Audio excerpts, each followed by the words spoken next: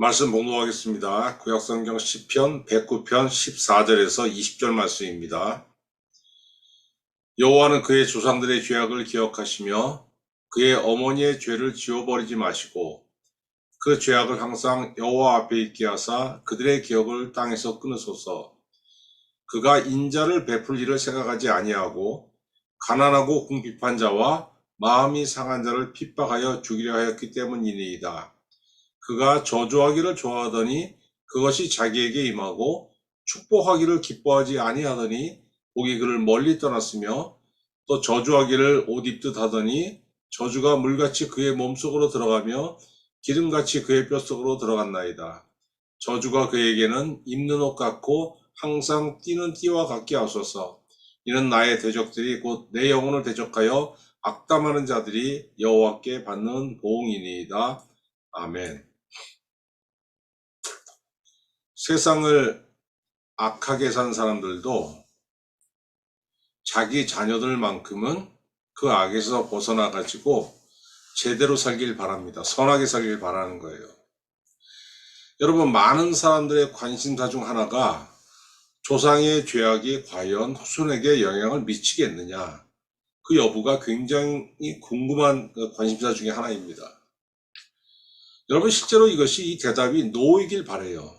내가 악하게 살았어도 내 자녀에게 이걸 물려주면 안 되지. 그런 게 어딨어. 살기 나름이지. 그런데 실제로 보면은 부모의 악한 모습이 그 자녀에게 유전되는 것처럼 보입니다. 그 자녀가 성장하니까 그 부모의 악한 모습이 그대로 나오거든요. 그러니까 우리는 생각하는 거예요. 이거 유전되나 보다. 여러분, 다윗도 본문에서 이것을 말하고 있지 않습니까? 다윗은 자기 자신을 핍박하고 죽이려 한 원수들의 그 조상들과 그들의 모친들의 죄악을 하나님께서 기억해 주시기를 바라고 있습니다. 무슨 뜻입니까? 나를 죽이려고 하는 원수들의 죄악에 그 조상들의 죄악까지 더해서 하나님께서 보응하여 주시옵소서. 이렇게 지금 기도하고 있는 거예요. 그러면 조상의 죄악이 후손에게 영향을 미친다는 다윗의 주장의 근거가 이게 성경에 있나요? 이게 한번 찾아볼까요, 여러분? 여러분, 한 세대의 죄악이 자손 3, 4대까지 악한 영향을 미친다고 성경에 분명히 기록되어 있습니다. 출애굽기 20장 5절에 너의 하나님 여호와는 질투하는 하나님인즉 나를 미워하는 자의 죄를 갚되 아버지로부터 아들에게로 3, 4대까지 이르게 한다고 분명히 말씀하였어요. 여러분, 자녀는 부모의 기질을 물려받습니다. 그 기질이 똑같아요. 그런데 어려서부터 부모의 악을 보잖아요. 그러면 그것을 어려서부터 그걸 보고서 받아들여가지고 내 안에 체화해가지고 내 삶의 방식으로 굳힙니다. 그렇기 때문에 여러분 유전되는 것처럼 보이는 거예요. 그래서 그 자녀가 커갈수록 부모의 악한 모습이 그대로 나타나는 겁니다, 여러분. 자, 성경에 보면은 출애굽 당시 20살 이상이었던 자들의 그 불신앙으로 인해 가지고 그 자녀 세대가 광야에서 40년을 허비하게 되죠. 민수기 14장 33절 너희 자녀들은 너희 반역한 죄를 지고 너희의 시체가 광야에서 소멸되기까지 40년을 광야에서 방황하는 자가 되리라. 분명히 말씀하고 계십니다. 조상의 죄악으로 인해 자손의 삶까지 망가진 대표적인 예입니다. 여러분, 죄악이라는 것은 정말로 생명력이 질깁니다.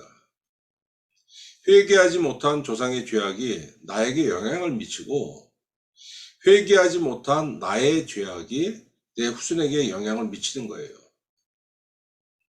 하나님께서 인생들의 죄악을 다 기억하고 계시지 않습니까?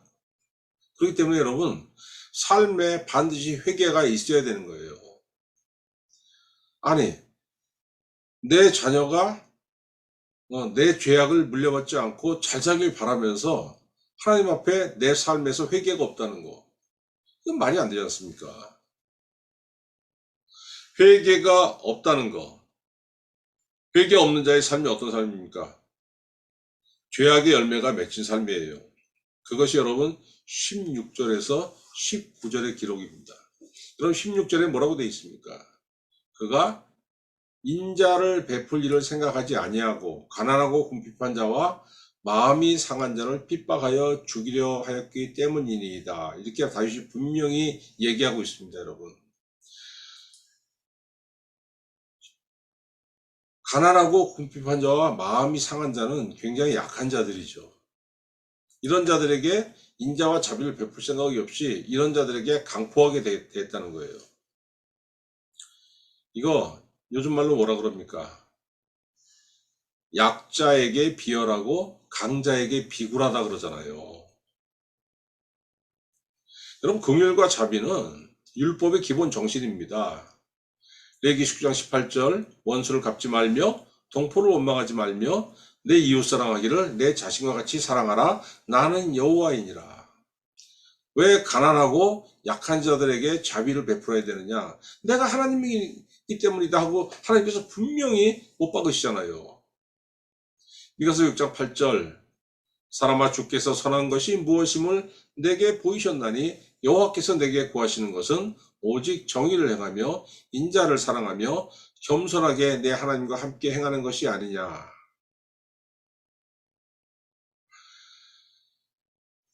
어릴 적부터 신앙을 가졌을지라도 회개가 없다면은 그 마음에 하나님의 뜻이 새겨지지 않습니다, 여러분.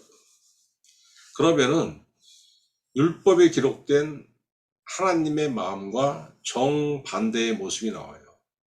삶에 비열함의 열매가 맺히는 거예요. 교회를 그렇게 오래 다녔는데도 왜 저 사람은 왜 저 사람의 삶에는 비열한 모습이 나올까? 회개하지 않았기 때문입니다. 16절에 다윗이 분명히 얘기하고 있어요. 어떤 열매가 맺힙니까, 여러분? 어떤 열매가? 여러분, 이 마음에 어떤 그 마음의 크기가 있을 거 아닙니까? 이 마음 안에 분명히 하나님의 뜻이 새겨져야 되는 부분이 있는 거예요. 근데 그게 새겨지지 않으면 어떻게 됩니까? 텅 빈 채로 있겠습니까? 그렇지 않습니다, 여러분. 뭔가가 들어와요. 다른 것이 들어와서 자리를 잡는데 그게 뭐냐? 악이에요, 악. 하나님의 은혜, 하나님의 사랑, 하나님의 긍휼, 하나님의 자비가 내 안에 있으면 나도 남에게 그렇게 하게 됩니다. 근데 하나님의 마음이 내 안에 없어요. 그러면은 자비와 긍휼이 없죠. 악이 들어와 있는 거예요. 악이 들어와 있으면은 자비와 긍휼 대신 뭐가 있겠습니까? 저주, 강포함, 강팍함, 완악함. 여러분, 특히 다윗이 17절에 뭐라고 하고 있습니까? 그가 저주하기를 좋아하더니 그것이 자기에게 임하고 축복하기를 기뻐하지 아니하더니 복이 그를 멀리 떠났으며. 하나님의 은혜가 내 안에 없었더니, 하나님의 자비와 긍휼이 내 안에 자립지 않았더니, 왜? 내 인생에 회개가 없었으니까.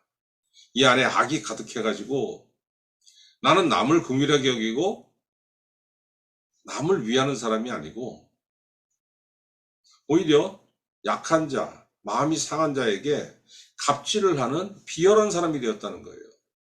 저주하는 거죠, 여러분, 그게. 근데 분명히 다윗이 뭐라고 합니까? 17절에. 저주하기를 좋아하더니 그 저주가 나에게 임하고 내가 남을 축복하기를 즐겨하지 아니하더니 복이 나를 떠났더라. 얘기하고 있지 않습니까, 여러분? 그런데 이게 여러분 그 저주가 임하는 모습이 18절에 나오잖아요. 저주하기를 옷 입듯 하더니 저주가 물같이 그의 몸속으로 들어가며 기름같이 그의 뼛속으로 들어갔나이다. 저주가 나에게 임했다는 게 그냥 겉에 이렇게 무슨 물이 묻는 것처럼 그렇게 임하는 것이 아니고 기름이 내 뼛속에 그냥 미끌미끌하게 싹 스며 들어가는 것처럼, 내 뼈와 몸에 스며 들어가는 것처럼 저주가 내 안에 들어갔다는 거예요. 그리고 또 어떻게 되어 있습니까? 19절에 저주가 그에게 입는 옷 같고 항상 띠는 띠와 같게 하소서. 옷과 띠는 뭡니까 여러분? 항상 입고 매는 거잖아요. 내가 남을 저주했더니 그 저주가 나에게 돌아와가지고 그것이 내 옷, 입는 옷처럼, 내 띠는 띠처럼 항상 나에게 쫙 달라붙어 있다는 거예요, 여러분. 회개가 없었더니 그냥 내 입에서 그냥 저주, 욕하는 거, 흉보는 거.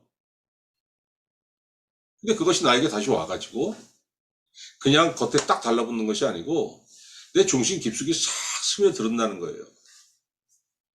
그 삶이 어떤 삶입니까, 여러분? 파멸이죠.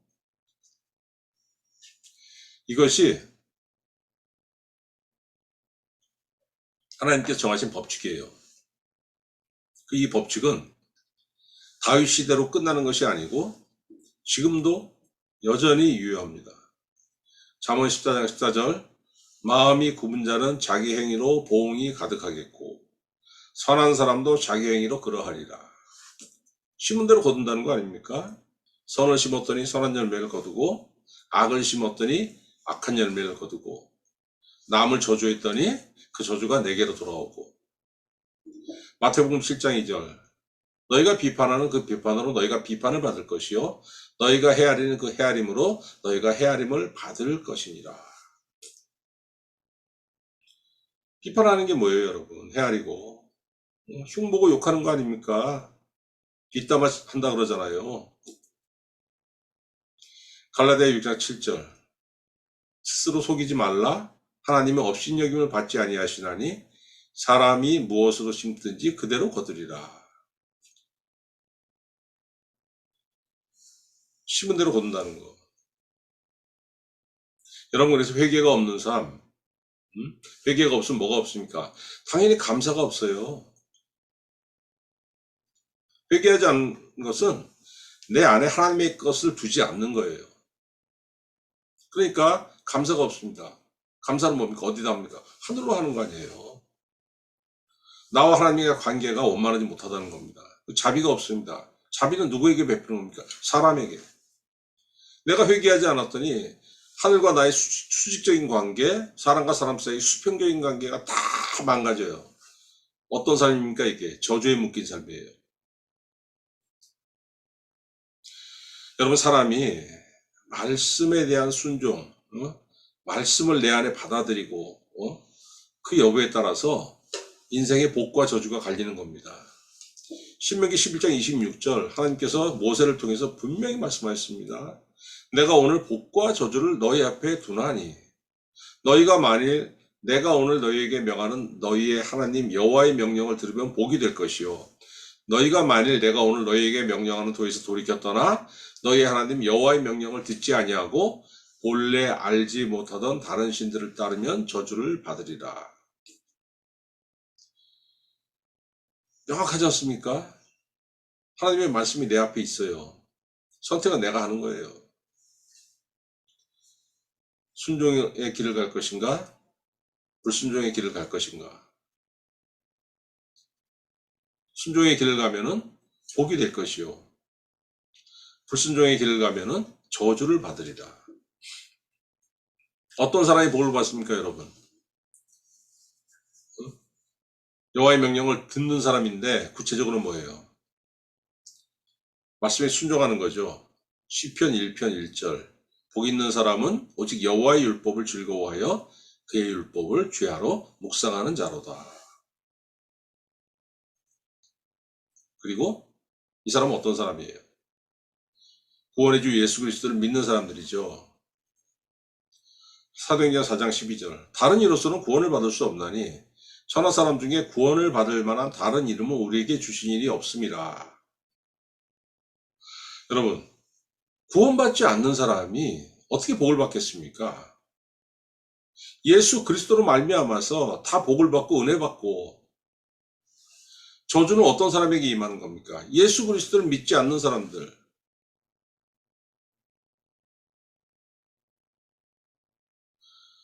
구원받은 성도에게는 여러분 저주가 없어요. 하나님께서 성도에게 향하는 저주가 있으면 그걸 저주가 아니라 복으로 바꾸시는 거예요. 왜? 구원받은 하나님의 자녀이기 때문에. 내 자녀에게 저주의 화살이 가는데 그걸 아버지가 그걸 뻔히 보면서 가만히 있겠습니까? 여러분 민수기에 보면은 민수기 23장에 그 모압 왕 발락이 그 자기 쪽으로 이스라엘이 그 행군에 온다는 것을 알고서 이거를 그냥 자기들이 그냥 직접 나가서 부딪혀서 막기에는 힘이 붙일 것 같으니까 주술사 발람, 그러니까 주술사라는 건 무당입니다. 그 지역에서 굉장히 유명한 발람을 불러와가지고 이스라엘을 저주해달라고 부탁을 해요. 발람이 3번 저주하려고 했어요. 모압 왕 발락의 부탁을 받고. 그런데 하나님께서 발람의 입을 주관하셔가지고 그 입에서 이스라엘을 향한 저주가 아니고 이스라엘을 향한 축복이 나오게끔 발람의 입을 주관하십니다. 이것이 민수기 23장에 기록되어 있어요. 이 사건을 여러분 신명기 23장 5절에 보니까 모세가 회고하고 있습니다. 너의 하나님 여호와께서 너를 사랑하심으로 너희 하나님 여호와께서 발람의 말을 듣지 아니하시고 너희 하나님 여호와께서 그 저주를 변하여 복이 되게 하셨느니라. 당연한 거 아닙니까 여러분? 악한 영의 그 뜻대로 움직이는 무당이 있고 하나님의 자녀가 있고 무당이 하나님의 자녀를 저주해요. 하나님께서 그 가만히 보고 계시겠습니까? 그 저주가 변하여 축복이 되게 하시는 거 아닙니까? 왜? 말씀에 순종했더니 예수 그리스도를 믿었더니 하나님의 은혜와 말씀을 내 심령에 뒀더니 내 인생에 회개가 있었더니 저주가 없더라는 거예요. 하나님이 나에게 개입하시고 하나님의 복이 나에게 임하기 때문에 그런 겁니다. 여러분. 저주받는 사람도 어떤 사람들입니까? 이 사람들은 말씀에 불순종하는 사람들입니다. 신명기 28장 45절 네가 네 하나님 여호와의 말씀을 청종하지 아니하고 내게 명령하신 그의 명령과 규례를 지키지 아니하므로 이 모든 저주가 너에게 와서 너를 따르고 너에게 이르러 마침내 너를 멸할 것이라. 얼마나 무섭습니까? 근데 왜 이 사람들 불순종합니까? 아이 고리타분 하거든. 아니 뭐 자꾸 무슨 뭐 성경 뭐 읽어봤자 이거 무슨 뭐 옳은 공자 말씀 이게 뭐가 특별하다고 이걸 자꾸 아니 세상이 뭐 이래? 이거 옳은 공자 말씀이고 세상 그렇지 않아. 힘 있는 놈이 최고야. 그래서 그냥 하나님은 저 뒷전이고 그냥 여러분 출애굽기 32장에 보니까 이스라엘 백성들이 그냥 모세가 잠깐 없는 틈을 타가지고 금부치를 빼가지고 녹여가지고 금송아지를 만들잖아요. 그 송아지가 뭡니까 여러분? 소가 힘이 있잖아요. 애굽의 신, 농사를 짓는 농사를 주업으로 삼는 애굽의 신 아닙니까? 사람이 여러분 그 밭을 갈고 논을 경작 어떻게 합니까? 소 한 마리 있으면 그냥 사람 몇백 명이 일을 쭉 해버리지 않습니까? 그냥 힘의 상징 아니에요. 사람은 말씀으로 훈련받지 않은 사람은 눈에 보이는 게 답니다. 눈에 그냥 봐가지고 욕망이 지글지글 넘치면 그냥 저걸 그냥 내가 이루어야지 만족하는 거지.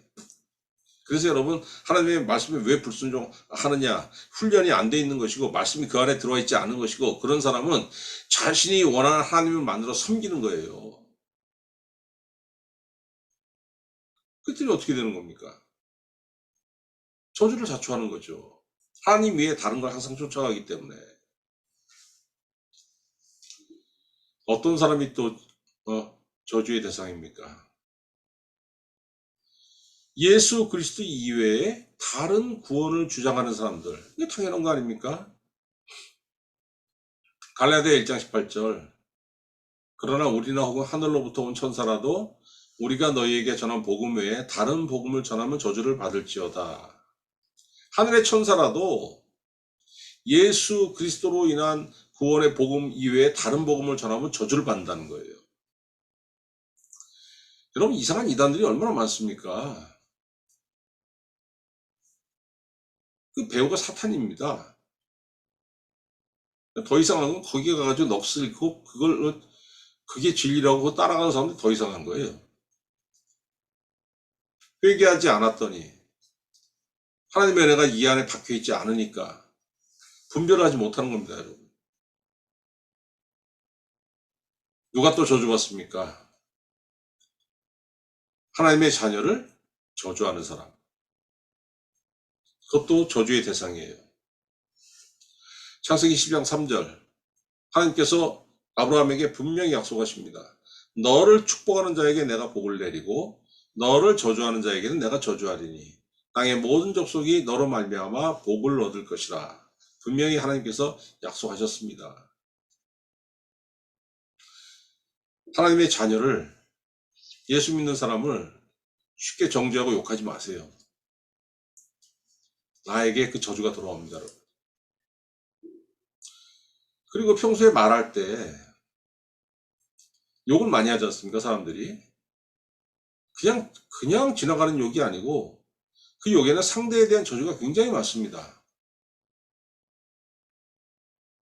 주님이 이것을 금하셨어요. 직접 말씀하셨어요. 누가복음 6장 37절. 비판하지 말라. 그리하면 너희가 비판을 받지 않을 것이요. 정죄하지 말라. 그리하면 너희가 정죄를 받지 않을 것이요. 용서하라. 그리하면 너희가 용서를 받을 것이요. 비판하면 비판받지 않는다는 겁니다. 비판하지 않으면 비판받지 않는다는 거예요. 비판하면 비판받는 것이고, 누구에게? 나는 사람을 비판했는데 하나님이 나를 비판하시고, 나는 사람을 정죄했는데 하나님께서 나를 정죄하시고, 얼마나 무섭습니까? 그러나 비판하지 않으면 비판받지 않을 것이요, 정죄하지 않으면 정죄받지 않을 것이요, 용서하면 용서를 받을 것이요. 자비와 긍휼을 베푸는 사람은 하늘의 자비와 긍휼이 나에게 있고, 자비와 긍휼을 베풀지 않고 비열한 것을 베푸는 사람은 갑질이죠. 하늘의 갑질이 나에게 있다는 거예요. 여러분, 사람의 갑질도 견디기 힘든데 사람의 갑질을 견디지 못해서 자살하는 사람 있지 않습니까? 얼마나 힘드니까 그러겠어요. 하늘의 갑질을 어떻게 견디려고 하십니까?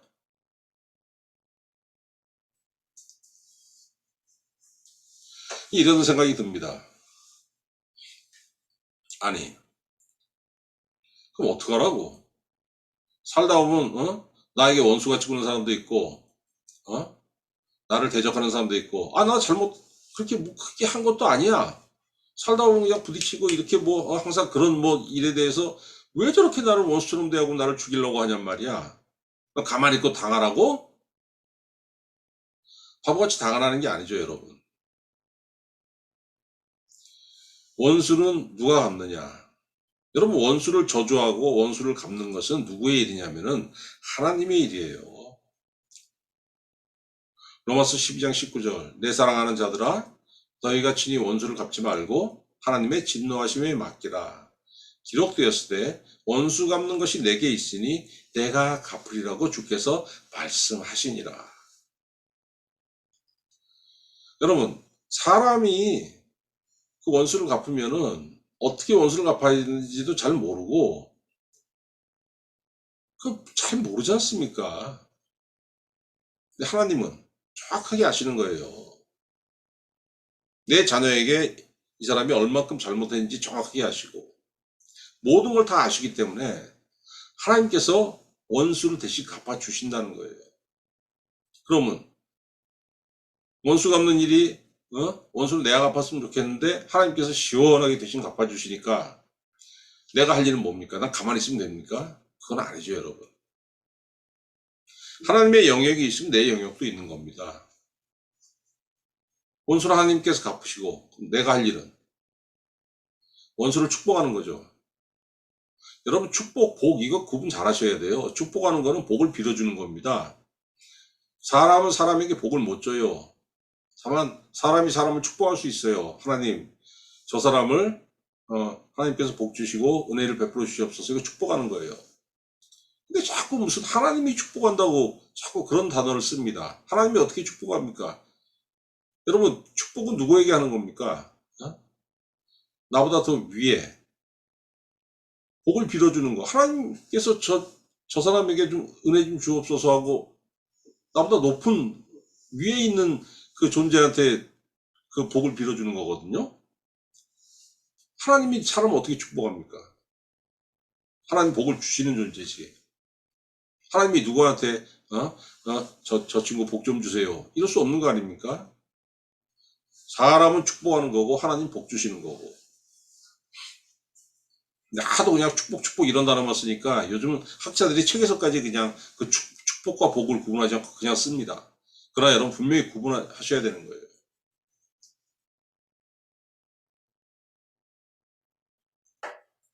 원수 갚는 게 하나님의 영역.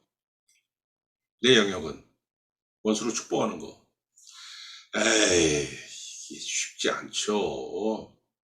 가서 그냥 귀시자득이 한 방 때렸으면 좋겠는데 뭘 저걸 축복을 해주고 아휴 생각만 해도 속이 터지지 않습니까? 그런데 여러분 생각해 보세요. 원수를 축복하는 거 원수를 위해서 하는 겁니까? 아니에요. 나를 위해서 하는 거예요. 나를 위해서. 왜 하나님께서 여러분 네가 원수 갚지 말고 내가 대신 갚게 말씀하셨습니까? 내가 원수를 저주하고 막 그냥 그러면 어떻게 돼? 본문 말씀 나오지 않습니까? 저가 저주하기를 좋아하더니 그것이 내게 임하고 축복하기를 기뻐하지 아니하더니 복이 나에게서 멀리 떠나고 그렇게 살지 말라는 거예요. 내가 원수 대신 갚을게. 네가 할 일은 네 원수를 위해서 복을 빌어. 그것은 원수를 위한 것이 아니고 너를 위한 것이야. 왜? 여러분 내가 누구를 위해서 축복 기도를 하지 않습니까? 그 사람이 받으면 좋은 거예요. 안 받으면 그게 다시 그냥 흩어지는 게 아니라 나한테 돌아옵니다. 이것도 하나님 정하신 법칙입니다. 누가복음 6장 38절 주라 그리하면 너희에게 줄 것이니 곧 후히 되어 누르고 흔들어 넘치도록 하여 너희에게 안겨 주리라. 너희가 헤아리는 그 헤아림으로 너희도 헤아림을 도로 받을 것이니라. 내가 상대에게 물질을 주면은 하나님께서 후히 되어 누르고 흔들어 넘치도록 나에게 채워주시고 내가 상대를 축복 기도하면은 하나님께서 내 영혼에 복을 넘치도록 채워주신다는 거예요. 내가 상대를 악으로 헤아리건 선으로 헤아리건 도로 그대로 받는다는 겁니다, 여러분. 누가복음 10장 5절 어느 집에 들어가든지 먼저 말하되 이 집이 평안할지어다 하라. 만일 평안을 받을 사람이 거기 있으면 너희의 평안이 그에게 머물 것이요 그렇지 않으면 너희에게로 돌아오리라. 내가 베푼 만큼 그대로가 아니고 플러스 알파가 되어서 여러분 돌아온다는 거예요. 그래서 원수를 갚는 것은 하나님께 맡기고 너는 원수를 축복해라. 이렇게 말씀하시는 겁니다. 그럼 어떻게 축복할 것인가? 뭘로 축복을 해? 저렇게 꼴 보기 싫은 놈을 위해서 부자 되라고 기도해? 아니면 무슨 건강해지라고 기도해? 이게 궁금하지 않습니까? 여러분 원수에 대한 가장 큰 축복은 뭐냐면은 그가 구원받도록 기도하는 거예요. 구원은 누구의 일입니까? 하나님의 일이에요. 그를 하나님의 손에 빠지게 하는 겁니다. 내가 하나님 저 사람 구원해 주옵소서 기도했고 하나님께서 그 기도 받으셨어요. 근데 그 사람 그렇게 구원을 지금 그 구원의 은혜를 받을 만큼 그렇게 마음이 평안하지 않고 강팍해 완악하고 하나님 손에 빠지면 그 삶이 얼마나 힘들겠습니까? 그러면 보는 여러분은 얼마나 통쾌하겠어요. 아유 꼴 좋다. 나 힘들게 하더니 하나님 손에 빠져가지고 허우적거리는구나. 잘해봐라. 그래도 그 살다가 네가 깨닫고 회개할 때가 있겠지. 그럼 너도 구원 받는 거야. 얼마나 좋습니까, 여러분? 여러분 누구에게나 미운 사람이 있고 원수가 있어요. 근데 대하는 방식이 다 다릅니다. 끝까지 미워하면 어떻게 되는 겁니까? 내가 너 미워해. 딱 찍었어. 내리고. 못 먹어도 고 하면 어떻게 돼요? 너도 뭐하고 나도 뭐하고. 근데 너 원수? 그래. 아유, 당장 가서 그냥 멱살을 잡고 비틀고 싶지만 아휴, 그건 하나님이 하신다니까 난 너 위해 기도할게. 어떻게 됩니까, 여러분? 그 인간이 하나님 은혜에 들어가고 나도 들어가고 나는 더 들어가는 거죠. 그런데 마지막 관문이 있습니다. 아유, 원수를 위해서 어떻게 기도해. 말은 좋은데 이거는 신앙에 성숙한 사람들의 몫이지. 이거는 같은 수준은 아직 아니야. 나한테 그런 얘기 하지 마. 나는 가서 그냥 내가 주먹으로 그냥 콱 쥐어받고 난 그래야 식성이 풀려. 물론 맞습니다, 여러분. 성숙한 사람이 원수를 위해서 기도하죠. 이건 성숙한 성도의 몫이에요. 그런데 참고 원수를 위해서 기도하다 보면은 성숙해지기도 하는 거예요. 바로 갈 때도 있고 모로 갈 때도 있고. 사람이 삶이라는 게 항상 무슨 뭐 정해진 길로 계속 가는 건 아니지 않습니까? 가다 보면 돌아갈 때도 있고 지름길로 갈 때도 있고. 성숙한 사람이 원수를 위해서 기도하지만은 원수를 위해서 기도하다 보면 성숙한 성도가 되는 거예요. 분명히 알아야 될 것은 미워온 사람을 미워하는 것은 누구나 할 수 있어요. 누가복음 6장 32절 너희가 만일 너희를 사랑하는 자만 사랑하면 칭찬받을 것이 뭐냐?